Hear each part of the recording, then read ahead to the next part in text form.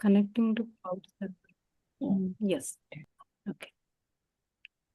ఆత్మబంధువులందరికీ మనస్ఫూర్తిగా నమస్కరిస్తున్నాను. జీవిత పాఠాలు అనే ఈ కార్యక్రమంలో శ్రీ లలితా రహస్య సహస్రనామాల సెషన్‌కి మీకందరికీ స్వాగతం, సుస్వాగతం. నిన్న మనము 67, 68వ శ్లోకానికి అంతరార్థం తెలుసుకొని ఉన్నాము. ఈరోజు మనం 69వ శ్లోకానికి అంతరార్థం తెలుసుకుందాము. అంతరార్థం వివరాలు, జ్ఞానము ఇవ్వడానికి కాత్యాయని మేడం మనతో ఉన్నారు. Katyayani madam, welcome to the session. Over to you madam. Thank you అమ్మా. అందరికీ నమస్కారం అండి. బ్రహ్మర్షి పితామహ పత్రిజీ గారికి, స్వర్ణమాల అమ్మకు, ఆది పరాశక్తికి, మన తల్లిదండ్రులకు, పంచభూతాలకు, మన దేహాలకు, మన కుటుంబాలకు అందరికీ ఆశ్ల మాస్టర్స్కు కృతజ్ఞతలు, ధన్యవాదాలు తెలుపుకుందామండి. అఖిలాండ కోటి బ్రహ్మాండ నాయకి, ఆది పరాశక్తి, రాజరాజేశ్వరి, లలితా పరమేశ్వరి, అర్కపురేశ్వరి, శ్రీ అనసూయ మాతకు అనంత కోటి ప్రణామాలు, అనంత కోటి కృతజ్ఞతలు. శ్రీ విష్ణు రూపాయ నమ శివాయ అంటే సకలం ఒకటే అన్నమాట ఆ శక్తి. ఓం ఐం హ్రీం శ్రీం శ్రీ మాత్రే నమః. ఓం ఐం హ్రీం శ్రీం శ్రీ మాత్రే నమః. ఓం ఐం హ్రీం శ్రీం శ్రీ మాత్రే నమః. 69వ శ్లోకంలోకి మనం ప్రయాణిస్తున్నామండి. పురుషార్థ ప్రదాపూర్ణ భోగిని భువనేశ్వరి, అంబిక అనాది నిధన హరి బ్రహ్మేంద్ర సేవిత. పురుషార్థ ప్రదాపూర్ణ భోగిని భువనేశ్వరి, అంబిక అనాది నిధన హరి బ్రహ్మేంద్ర సేవిత. పురుషార్థ ప్రద అంటే పురుషార్థములైన మనకి చతుర్విధ పురుషార్థములు అని ఉన్నాయి. 4 ధర్మ, అర్థ, కామ, మోక్షం, ఈ 4 ఉన్నాయన్నమాట. అవన్నీ కూడా ఆ తల్లే మనకి ఇస్తుంది. నిన్ననే మనం తెలుసుకున్నాం అన్నమాట. మన సహస్రార చక్రం యొక్క మెదడు కణాలలో మనక ఫలాలన్నీ నిక్షిప్తమై ఉంటాయి. ఎప్పుడు ఏ ఫలం ఇవ్వాలో అప్పుడు ఆ శక్తి మనకి ఇస్తూ ఉంటుంది అన్నమాట. పూర్ణ అంటే పరిపూర్ణతను కలిగించినది. మరి పున్నమి నాడు చంద్రుడు వస్తాడు, ఎంత పూర్ణ చంద్రుడు అంటాం, అంటే పరిపూర్ణంగా నిండుగా ఉంటాడనమాట. అది పూర్ణ అంటే. భోగిని అంటే భోగించున్నది, ఆస్వాదించున్నది. ఏదన్నా మనకి సంతోషాలు అవి అనుభవిస్తున్నప్పుడు ఎంత ఆస్వాదిస్తూ ఉంటాము. భువనేశ్వరి, ఈ ప్రపంచానికే ఆవిడ అధిపతి. భువనేశ్వరి అంటే భువనములు అంటే ప్రపంచములు, వీటన్నిటికీ కూడా ఆవిడ అధిపతి. అనాది అంబిక, అంబిక అంటే ఆ డోర్ సరిగ్గా అంబిక అంటే ఆ మొత్తం ఈ సృష్టి అంతా, ఈ జగత్తుని జనింప చేసేది ఆ తల్లి. అనాది నిధన అంటే ఆది అంతము ఏది లేదు ఆ తల్లికి. అనాది నిధన, ఆది లేదు, అంతము లేదు, అసలు ఎక్కడ ఎవ్వరు కొలవలేరు అన్నమాట ఆ శక్తిని. హరి బ్రహ్మేంద్ర సేవిత, హరి అంటే విష్ణువు, హరి బ్రహ్మ, బ్రహ్మ ఇంద్రుడు, వీళ్ళందరూ కూడా ఎప్పుడు ఆ తల్లిని సేవిస్తూ ఉంటారన్నమాట. మనకి చతుర్విధ పురుషార్థాలు అని 4 ఉంటాయండి. అవి ధర్మము, అర్థము, కామము, మోక్షము. ఇవి పురుషార్థాలు అంటే ఒక పురుషులకే అని అనుకోకర్లేదండి. అసలు ఇక్కడ ప్రతిదీ పురుషుల పురము అంటే మన శరీరము. మరి శరీరం అందరికీ ఉంది కదా, అలాంటప్పుడు పురుషులు అంటే మగవారు అని అర్థము కానే కాదు. పురుషులు, ప్రకృతి పురుషుడు అంటారు. అంటే ఆత్మకి ఈ తేడా ఏమీ లేదన్నమాట. పురుషులకే సంబంధించిన అనుకుంటారు, కానీ అది కాదన్నమాట. జీవన మనుగడ పురుష ప్రయత్నం చేయాలి అంటారు కదా. దేనికైనా మనం ప్రయత్నం చేయండి ఎలా వస్తుంది? ఉద్యోగం అవనండి, ఏదైనా చేయాలి కదా, దాన్నే పురుష ప్రయత్నము అంటారు. అంతే, దాన్నే లైఫ్ సర్వైవల్ అంటారు. దానికోసం ప్రయత్నించే వాళ్ళు అందరూ కూడా పురుషులే. ఇప్పుడు స్త్రీలు కూడా అందరూ ఉద్యోగాలు చేస్తున్నారు. మరి అలాంటప్పుడు వేరే ఏమీ లేదనమాట. అసలు ఇద్దరు వేరు కానే కాదు. పురుషులు అంటే అందరూ కూడా. అమ్మ జిల్లెళ్ళు కూడా అమ్మ అంటుంది. ఆవిడ ఒక లేడీని పెళ్లి చేసుకుంది. ఆవిడ మామూలుగా పెళ్లి చేసుకుంది నాగేశ్వరరావు గారిని.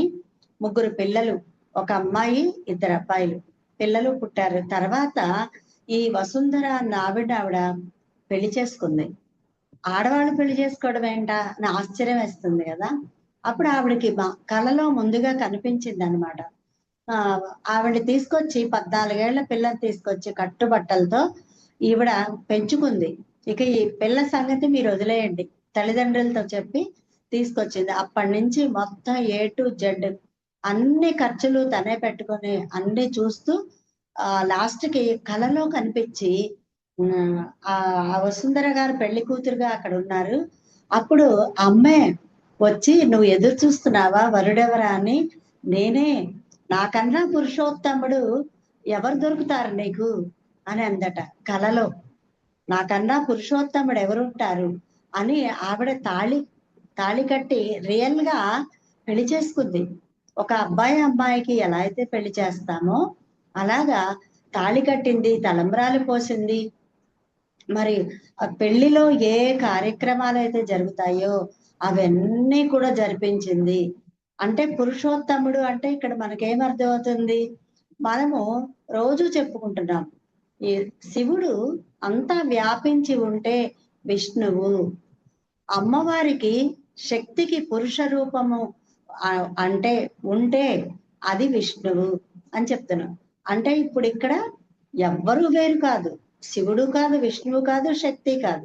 అందుకే శ్రీ విష్ణు రూపాయ నమ శివాయ, అందులో 3 ఉన్నారు, నారాయణుడు, నారాయణి. ఇక్కడ వేరే అంటూ ఏమి లేదండి, ఎందుకంటే వాళ్ళకి రూపాలు ఉండవు కదా. శక్తే, అంతా శక్తే అనమాట నిండి ఉన్నది. అప్పుడు ఆవిడకి బాధ అనిపించలా, ఎందుకంటే ఆవిడ లైఫ్ డిజైన్ అది. ఆవిడ అమ్మ దగ్గరే ఉండాలని కోరుకుంది. అందుకనే అమ్మ పెళ్లి చేసుకుంది. భార్య స్థానంలో ఆవిడ ఉన్నది వసుంధర గారు, భర్త స్థానంలో అమ్మ ఉన్నది.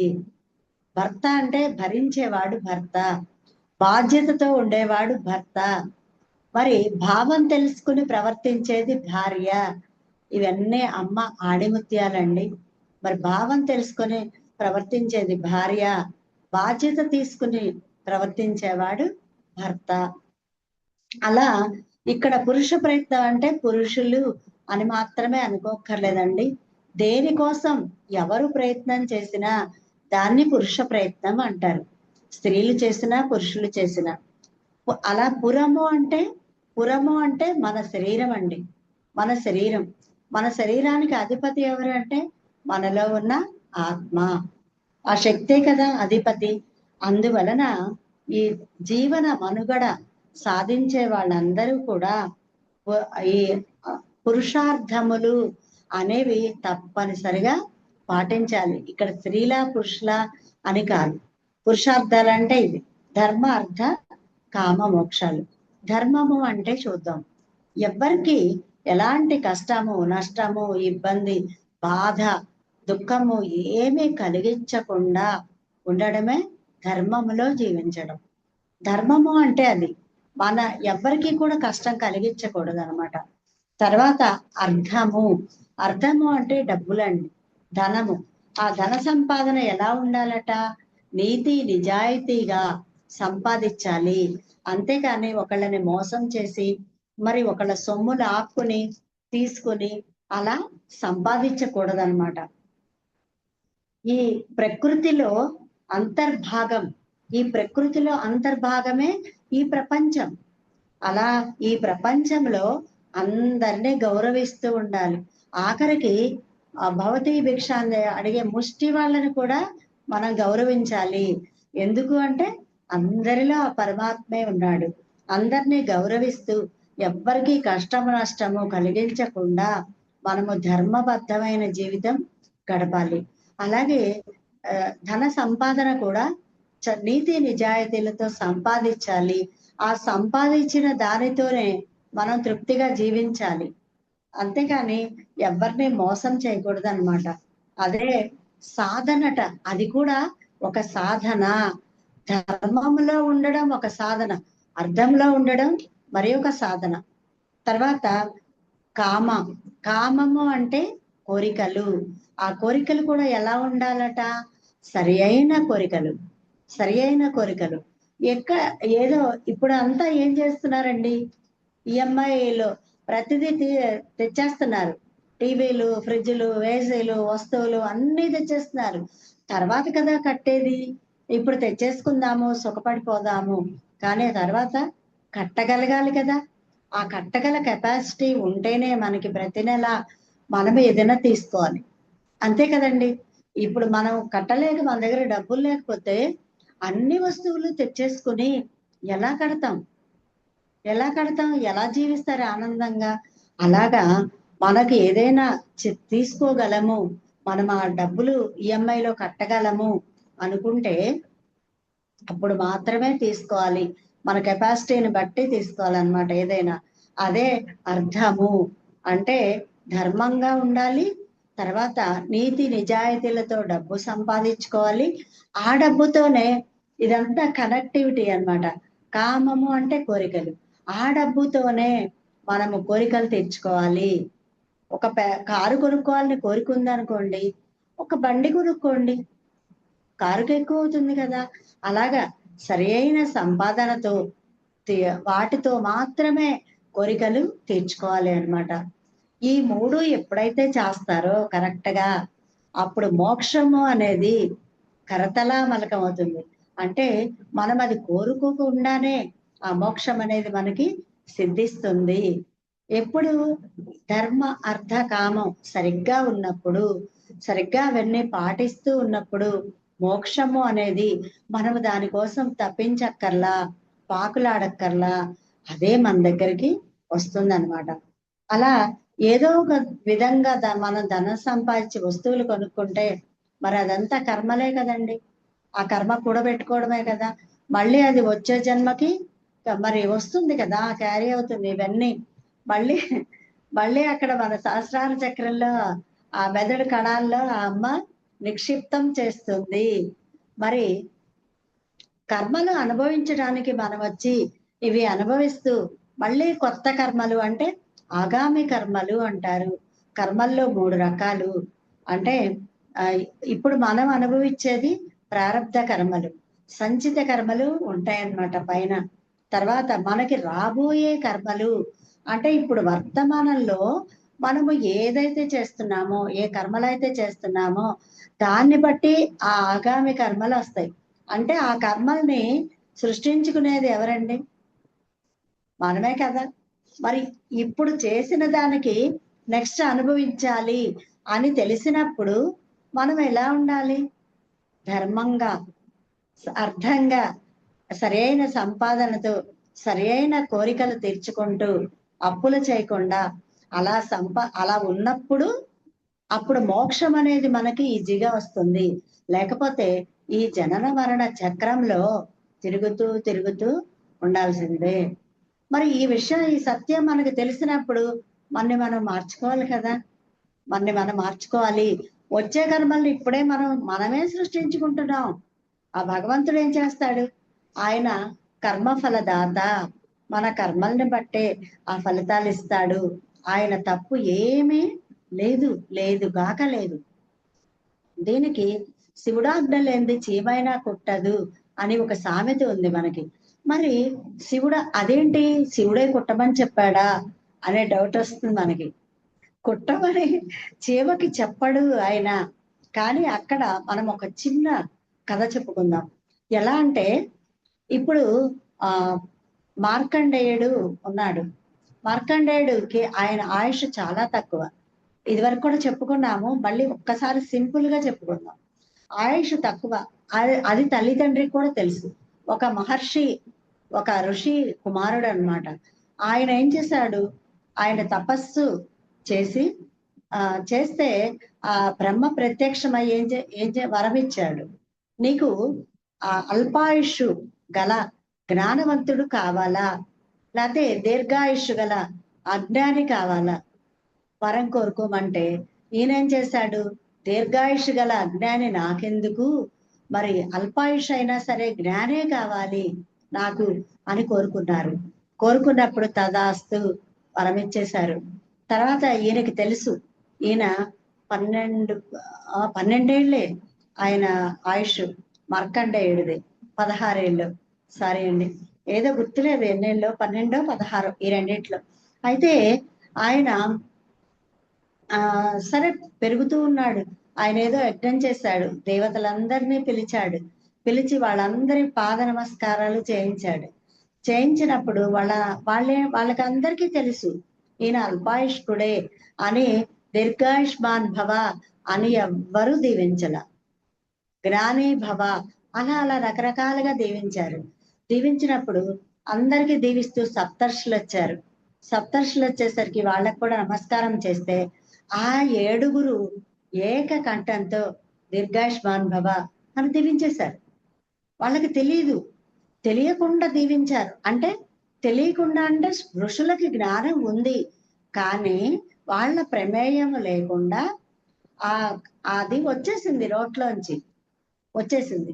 వచ్చిన తర్వాత వీళ్ళందరూ ఇదేంటి అలా దీవించారు, ఆయనకి అల్పాయుషే కదా, దీర్ఘాయుష్మాన్ భవ అందారేమిటి అని అడిగినప్పుడు మాకు తెలియకుండా మా నోట్లోంచి వచ్చేసింది అన్నప్పుడు ఇదంతా బ్రహ్మే కదా చేసింది, అందుకని బ్రహ్మ దగ్గరికి వెళ్దాం మనం అని సప్తర్షులందరూ ఆ బ్రహ్మదేవుడి దగ్గరికి వెళ్ళేసరికి అక్కడ ఆయన ఏం చెప్తాడు, మరి ఇప్పుడు మేము అన్నమాట అబద్ధమైతే నీకే చెడ్డ పేరు వస్తుంది, మా దీవెన వేస్ట్ అయిపోతుంది అంటే ఫలానా సప్త ఋషులతో ఆ బ్రహ్మ పలికిచ్చాడు అని అంటారు, మీకే పెద్ద చెడ్డ పేరు వస్తుంది.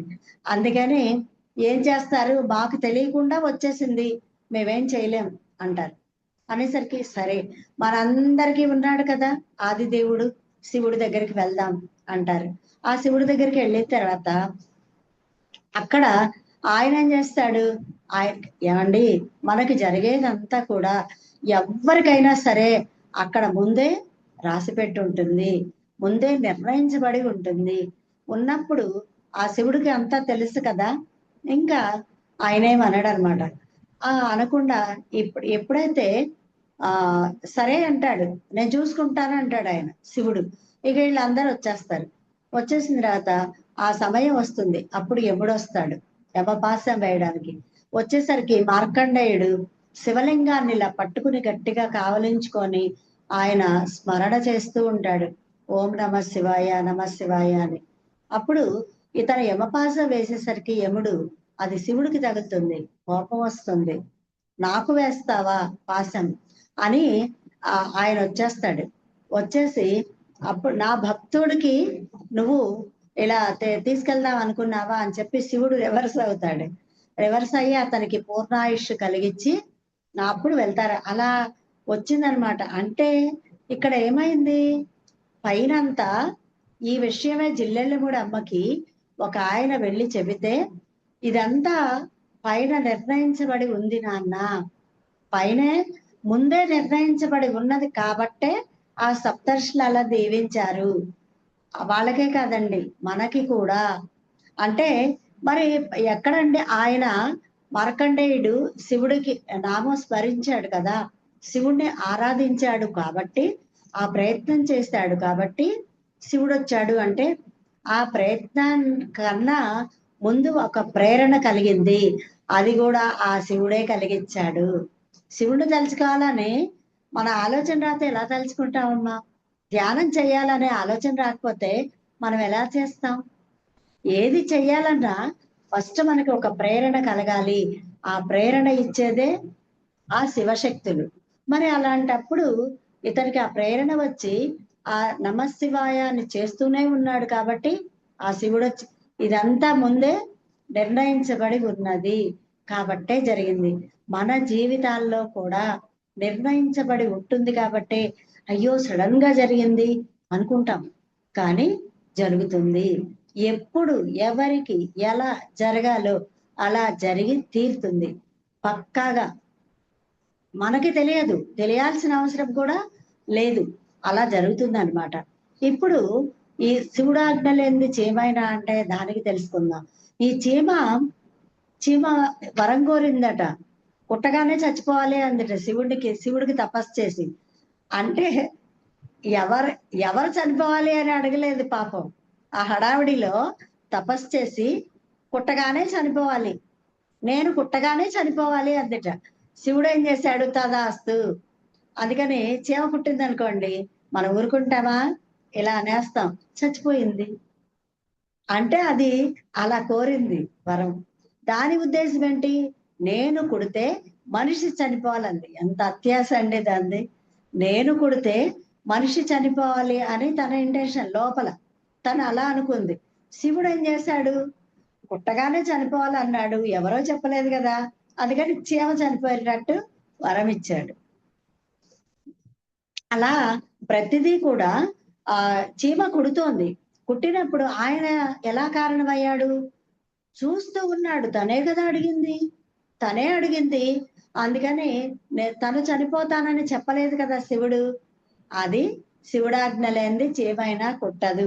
శివుని ఆజ్ఞ అంటే శివుడు చూస్తూ ఉంటాడు, కానీ నువ్వు కుట్టద్దు చచ్చిపోతావు అని చెప్పాడు. మనం కూడా పాపాలు చేస్తున్నా పుణ్యాలు చేస్తున్నా అది చెయ్యకూడదు, అలాగా అది మంచి ఇది చెడు అని ఆయన చెప్పాడు. ఎందుకు చెప్పాడు, మనకి శరీరం ఇచ్చాడు, అద్భుతమైన శరీరం, మరి మనస్సు ఇచ్చాడు, బుద్ధి ఇచ్చాడు. మరి వీటన్నిటితో నువ్వు ఆలోచించు. ఆ చీమ కంటే బుద్ధి పనిచేయలేదు కాబట్టి తను అలా అడిగింది, వివరంగా అడగల, అలా అడిగింది. కానీ నీకుంది కదా, మనసుంది, బుద్ధి ఉంది, నువ్వు మంచి చెడు నిర్ణయాలు తీసుకోవచ్చు. మరి ఎందుకు తీసుకోవట్లేదు, అందుకని అనుభవించు. ఆ చీమ అనుభవించలా, తన కుట్టగానే చచ్చిపోయింది, అలాగే మనని కూడా ఏం చేస్తున్నా ఆ భగవంతుడు అలా చూస్తూ ఉంటాడు సాక్షిలాగా. అలా చీమ విషయంలో ఎలా అయితే చూస్తున్నాడో, మరి ఒక రకంగా శివుడు కారణమే కదా. మరి ఆయన చెప్పలేదు నువ్వు చచ్చిపోతావు కొడితే అని. అందువలన శివుడు ఆజ్ఞ లేనిది చీమైనా కుట్టదు. అంటే ఆయన ఆజ్ఞ అంటే ఏంటి అంటే చేసేది చూస్తూ ఉంటాడు, అదే ఆజ్ఞ. ఎవరికైనా అంతే, మనము చేస్తూ ఉంటాము, దానికి తగ్గ ఫలం అనుభవించేటప్పుడు తెలుస్తుంది ఆ నొప్పి. అంతే కదా, మనకి ఏదైనా బాధ వచ్చినప్పుడు తెలుస్తుంది. ఎదట వాళ్ళు బాధపడుతుంటే మనకి తెలియదు. చీమ కుట్టినట్టయినా ఉండదు అంటారు. వాళ్ళ బాధ వాళ్ళకి తెలుసు, మన బాధ మనకి తెలుస్తుంది. అలాగే ఇలా ఈ ధర్మార్థ కామ మోక్షాలు మనం ఈ మూడు ఎప్పుడైతే పాటిస్తామో అప్పుడు నాలుగవది ఈజీగా వచ్చేస్తుంది. మనకి కష్టపడక్కర్లా, మోక్షం కోసం తప్పించక్కర్లా. ఎప్పుడైతే ధర్మంలో ఉన్నామో, ధర్మానికి ఎవరండి ప్రతీక, ఆ శ్రీరామచంద్రుడు ధర్మంలో ఉన్నాడు. అలా ప్రతి ఒక్క రూపము, ప్రతి ఒక్క దేవుడు కూడా ఒక్కొక్క దానికి ప్రతీకలయ్యారనమాట. ప్రతీకలు, భక్తికి ఆంజనేయ స్వామి ప్రతీక, అలా బుద్ధుడు ధ్యానానికి ప్రతీక. అలా ప్రతి ఒక్కరూ కూడా, కృష్ణుడు ఎప్పుడు కూడా ఆనందంలో ఉంటాడు. ప్రతి సమస్య అయినా బాధ అయినా చాలా ఈజీగా నవ్వుతూ పరిష్కరించేస్తాడు. అది కృష్ణుడి దగ్గర మనం నేర్చుకోవాలి. మరి అలా ప్రతి ఒక్కళ్ళు మరి అలా పత్రిసారు శ్వాస మీద ధ్యాస చెప్పారు, ఆయన కూడా ధ్యానానికే ప్రతీక. అలా ప్రతి ఒక్కరు, అమ్మవారు శక్తి మనం ఎప్పుడైతే ఆ శక్తిని విరివిగా ఖర్చు పెట్టకుండా మనము ఆదా చేసుకుంటామో ఈ సాధన ద్వారా, అప్పుడు మనకి ఆ శక్తి నిల్వలు ఎప్పుడైతే పెరుగుతాయో అప్పుడు జ్ఞానము వస్తుంది, ఆ తర్వాత మోక్షము వస్తుంది. అలా జీవించాలన్నమాట. ఈ సకల వేదములు కూడా శిరోధార్యంగా గ్రహించున్నది. అంటే నిన్న శ్లోకంలో చెప్పుకున్నాం, ఈ సకల వేదాలు కూడా శిరోధార్యంగా గ్రహిస్తుందట. ముక్తి ప్రదాతగా, అందరికీ ముక్తినిచ్చే దాతగా ఆవిడ ఆది పరాశక్తి అన్నమాట. ఆవిడ అందుకే అలా కీర్తిస్తారు. అంటే మనలో ఉన్న ప్రాణశక్తి కుండలిని శక్తిగా ఉన్నప్పుడు అది ఆ ప్రాణశక్తే కదా. అదే విశ్వంలో ఉన్న శక్తి విశ్వశక్తి, ఏం తేడా లేదు. అది విశ్వశక్తి, ఇది మన ప్రాణంలో మనలో ఉంది కాబట్టి కుండలిని శక్తి, ప్రాణశక్తి రెండు శక్తులే అన్నమాట. ఎప్పుడైతే మనకి జాగృతం చేస్తామో ఆ కుండలిని శక్తి అంతా ఆ సహస్రార శివుడి దగ్గరికి చేరుతుంది. అక్కడ సహస్రార చక్రమునికి ఉన్న సహస్రాక్షి ఎవరు? ఈ బ్రహ్మరంధ్రము, అక్కడికి చేరుతుంది అన్నమాట ఈ శక్తి. అప్పుడు మనం అన్నిటినీ పరిపూర్ణంగా పురుషార్థ ప్రద, అప్పుడు ఈ పురుషార్థాలు అన్ని కూడా దాటేస్తాము, అవి మనకి అర్థమవుతాయి, అవగాహన అవుతుంది. అప్పుడు మనము పూర్ణమవుతాం, పూర్ణ పురుషులం అవుతాం, పూర్ణ చంద్రుడు లాగా. ఇక్కడ ఒక శ్లోకము చెప్పారు కదా, పూర్ణమిద పూర్ణమదం పూర్ణాత్ పూర్ణముదిచ్యతే పూర్ణమాదాయ పూర్ణమేవావశిష్యతే. అంటే అంతా పూర్ణమే, ఆ విశ్వశక్తి పూర్ణమే, మనలో ఉన్న కుండలిని శక్తి పూర్ణమే. మనం తెలుసుకోవడమే, తెలుసుకున్నాక మనం కూడా పూర్ణమైపోతాం. అంతే కదండి. ఎవరో అజ్ఞాని పూర్ణం బూరెలు ఉంటాయి కదండి, ఈ బూరెలోకి పూర్ణం ఎలా వెళ్ళింది అని అడిగారట. ఎలా వెళ్ళింది? మనం ఏమైనా పెడతామా? జస్ట్ ఆ ఆ బెల్లము, ఆ శనగపప్పు ఉండని తీసుకుని దాన్ని పిండిలో ముంచి వేస్తే పూర్ణం అయిపోతుంది. అలాగే ఎలా వెళ్ళింది అంటే ఏం తెలుస్తుంది? అది చేస్తే తెలుస్తుంది. అలాగే మనము పూర్ణం అవ్వాలంటే మనము కూడా సాధన చేస్తే, ఈ ధర్మార్థ కామ మోక్షములను, ఈ కామం వరకు మనము దాటితే, అధిగమిస్తే మనం కూడా పూర్ణమైపోతాం. ఇప్పుడు ఒక తల్లి ఒక బిడ్డని ప్రసవిస్తుంది. ప్రసవించిన తర్వాత అప్పుడు ఆవిడ శక్తి తగ్గదు, ఆవిడ పూర్ణమే, ఈ పుట్టిన బిడ్డ పూర్ణమే. అది అన్నమాట ఆ విశ్వశక్తికి ప్రాణశక్తికి ఉన్న తేడా. మనలో కూడా శక్తి అలాగే ఉంటుంది, పూర్ణంగా ఉంటాం. మన బిడ్డ పుట్టినప్పుడు తను కూడా పూర్ణమే, ఎందుకంటే అన్ని అవయవాలు ఉంటాయి. తల్లికి ఏదైతే ఉన్నదో మొత్తం పిల్లకు ఉంటుంది. అందుకని తల్లి పూర్ణమే, పిల్ల పూర్ణమే, విశ్వశక్తి పూర్ణమే, మనలో ఉన్న ప్రాణశక్తి కూడా పూర్ణమే, అంతా పూర్ణమే అని చెప్తున్నారన్నమాట. అయితే ఈ యోగ జీవితము ఎప్పుడైతే మనము జీవిస్తూ ఉంటామో, యోగము అంటే కలయిక కదండి. కలయిక అంటే మనతో మనము కలిసి ఎప్పుడైతే మనలో ఉన్న దైవంతో అనుసంధానమై జీవిస్తూ ఉంటామో అప్పుడు భోగిని అంటే సకల భోగాలు మనకి వస్తాయి. అంటే భోగాలు అంటే ఒక ధనము ఇవే కాదండి, నగలు ఇవే కాదు, ఒక విలాసవంతకరమైన జీవితము కాదు. భోగము అంటే మనం ఎలా ఉన్నా వైభోగంగా జీవిస్తాం. ఈ సాధన చేసేటప్పుడు అది ఉంది ఇది లేదు అనేది మనకి రాదు. ఉన్న దానితో చక్కగా వైభోగంగా జీవిస్తాం అన్నమాట. అది లేదు మనకి కావాలి అనే కోరిక రాదు, అవన్నీ మనం దాటేసాం, అధిగమించేసాం. అందుకని మనకి ఏది కావాలో అది కావాలి ఇది కావాలి అని అనుకోకర్లా, మనకి కావలసింది మన దగ్గరికి వస్తుంది. ఏమండి, మనం ఇలా జీవిస్తే ధర్మార్థ కామాలతో ఆ మోక్షమే వస్తుంది అనుకుంటే మనకి భోగించడానికి ఏమి కావాలో అవి రావా? వస్తాయి కదా. మనకి ఏది అవసరమో అవి మన దగ్గరికి వస్తాయి. మనం అంత సంతృప్తికరంగా మనము జీవితము సాగిస్తామన్నమాట. అదే భోగిని అనే నామం చెప్తోంది. ఆ తల్లి ఈ సకల ప్రపంచముతో కూడా రోజు ఆడుకుంటూ ఉంటుంది. ఇది ఒక క్రీడా స్థలం, ఆట స్థలం. ఆవిడ భోగిస్తూ ఆడుకుంటూ సృష్టి స్థితి లయాలు జరుపుకుంటూ ఉంటుంది. కానీ ఆవిడ ఎంతో ఆనంద స్థితిలో ఉంటుందట. అలాంటి స్థితి మనం ఎప్పుడైతే ఈ ధర్మార్థ కామాలతో ఉంటామో అలాంటి స్థితి ఆ తల్లికి ఉన్న స్థితి మనకి కూడా వస్తుంది. వచ్చినప్పుడు మనం ఎంతో వైభోగంతో జీవిస్తూ ఉంటాము. పరమ పావనిలాగా జీవిస్తాం అన్నమాట. ఈ సకల ఈ పంచభూతాలతో కూడిన సకల చరాచర శక్తి ఈ ప్రపంచం అంతా కూడా అప్పుడు ఈశిత్వం అంటే మనకి అష్టసిద్ధులు ఉన్నాయి కదండి. ఆ అష్టసిద్ధుల్లో ఆ ఈశిత్వ సిద్ధి కూడా ఉందన్నమాట. ఆ సిద్ధి కూడా వస్తుంది. ఆ సాధకుడు పరిపూర్ణుడు అయినప్పుడు అలా ఈశిత్వ సిద్ధి అనేది కలిగి ఉంటాము. మనము కూడా ఆ విశ్వశక్తితో పాటు అనే నామం చెప్తోంది. అంటే ఈ సకల చరాచర బ్రహ్మాండానికి ఏదైతే ఉత్పత్తికి కారణం అవుతుందో ఆ ఆది పరాశక్తిని అంబిక అని కీర్తించారు. అయితే ఈ సాధకుడు పరిపూర్ణుడైనప్పుడు వాళ్ళు కూడా పత్రి సార్ చెప్పేవాళ్ళు కదా, కో క్రియేటర్స్ అని చెప్పేవారు పత్రి సార్.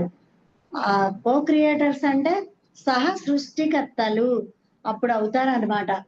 ఎప్పుడు ఇదంతా సాధించిన తరువాత వాళ్ళు కూడా పూర్ణాత్మలు అవుతారు. మరి పూర్ణులు అయ్యారు కదా, అలాంటప్పుడు పూర్ణాత్మలు అవుతారనమాట. పూర్ణాత్మలయ్యి సహ సృష్టికర్తలు అవుతారు, కో క్రియేటర్స్ అవుతారనమాట. అప్పుడు అంబిక అనే నామం చెప్తోంది. అంబిక అంటే అలా సృష్టికర్తని అంబిక అంటారు. అలాగే ఈ అనంత ప్రకృతి అనాది నిధన అని కీర్తించబడింది. అనాది అంటే ఆది అంతము రెండూ లేవు. ఆది అంతము అనేది రెండూ లేవు అన్నమాట. ఆ తల్లికి లేవు. మనము ఇదంతా పూర్ణత్వాన్ని సాధించిన తరువాత అప్పుడు మనకి కూడా మనం కూడా సృష్టికర్తలు అయ్యాక ఇక మనకు కూడా ఆది అంతము ఉండవు. అంటే అమరత్వాన్ని పొందుతారు సాధకులు, అమరత్వం పొందుతారు. అందుకే అనాది నిధన. అనాది అంటే ఆది, నిధన అంతము రెండూ లేవు. మరి ఆది అంతము తెలుసుకోమని బ్రహ్మ విష్ణువుని ఆ శివుడు చెప్తాడు. ఒక అగ్ని స్తంభం లాగా వచ్చి ఆది అంతం తెలుసుకోమంటే వాళ్ళిద్దరూ తెలుసుకోలేకపోతారు. అందుకే ఆ శివశక్తులకి ఆది లేదు, అంతము లేదు, ఇద్దరూ కలిపి ఒకటే అన్నమాట.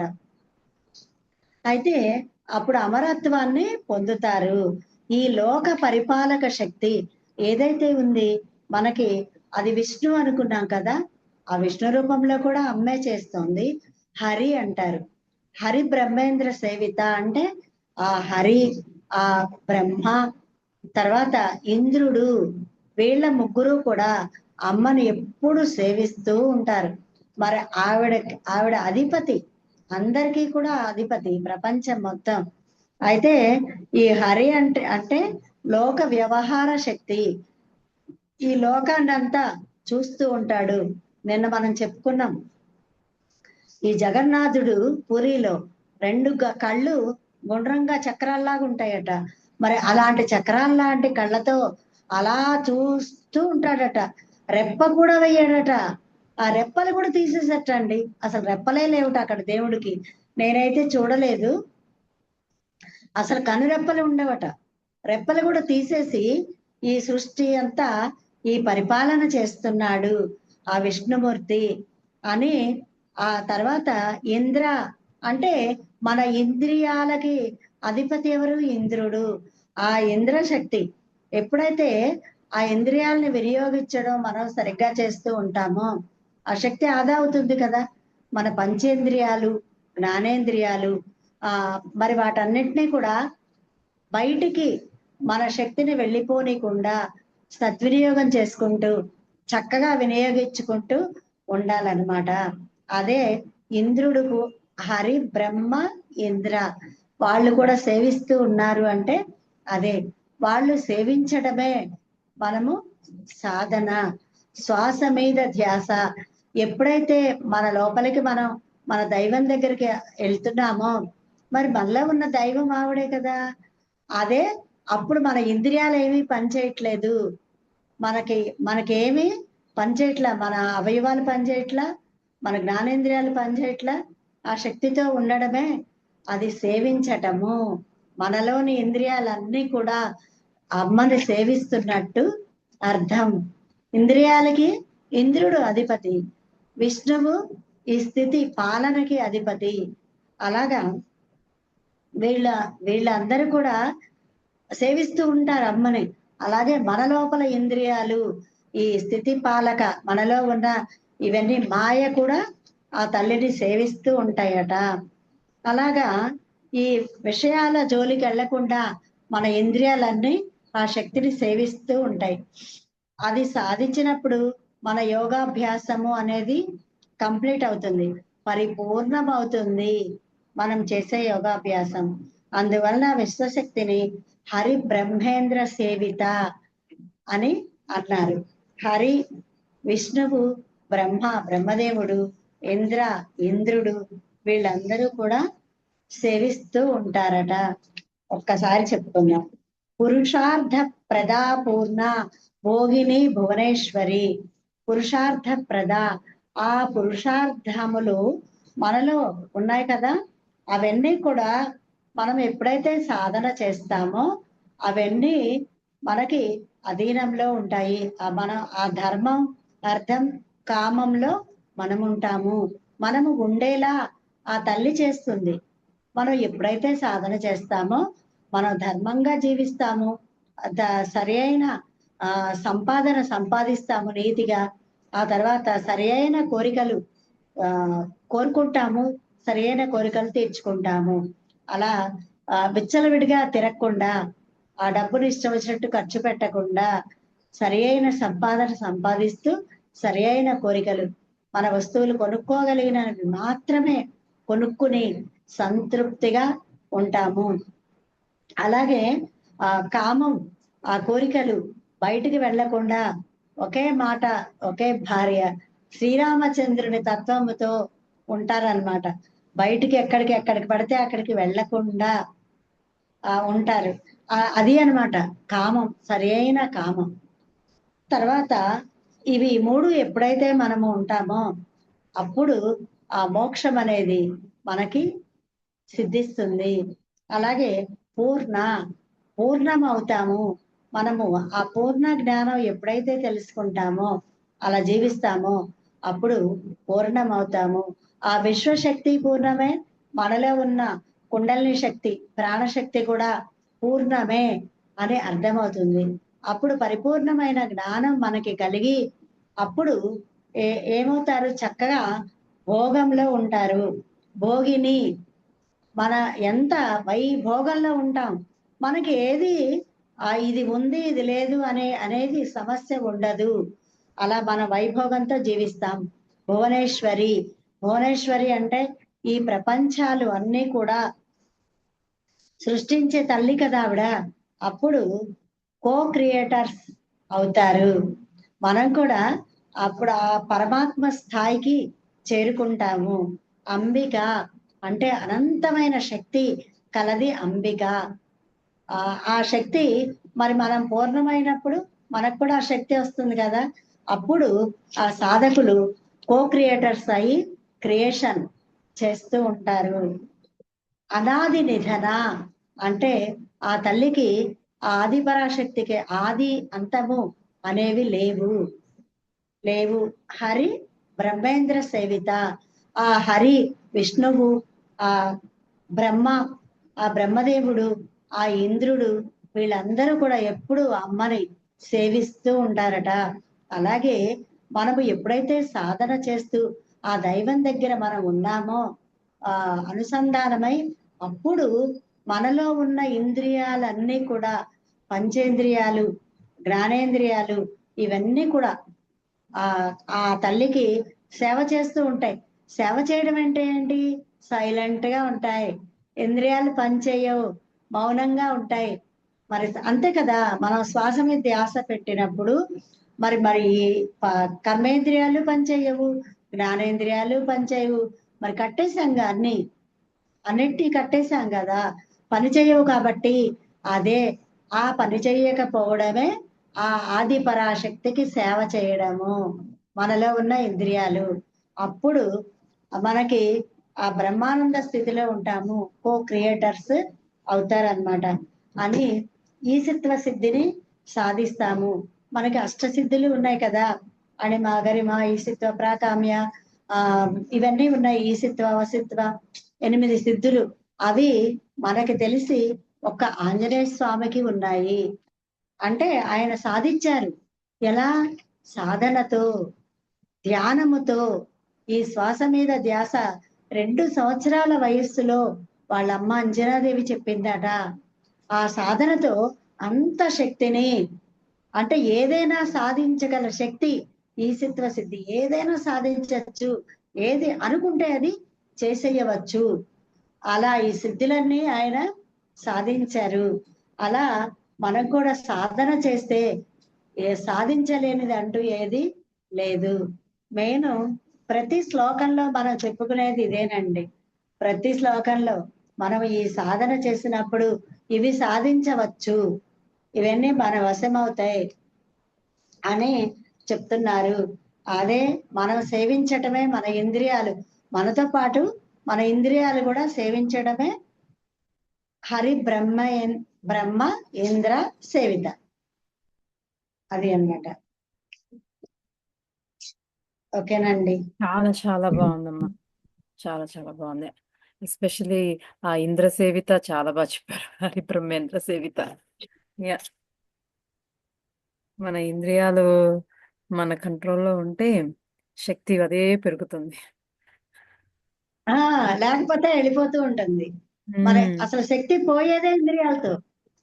మన ఇంద్రియాలతోనే పోతుంది. మరి అంటే అందుకేనమ్మా ఇంత అద్భుతమైన ధ్యానాన్ని నిజంగా మనకి అందించిన ఆ మహానుభావుడికి ఎంత ఇచ్చినా రుణం తీర్చుకోలేం.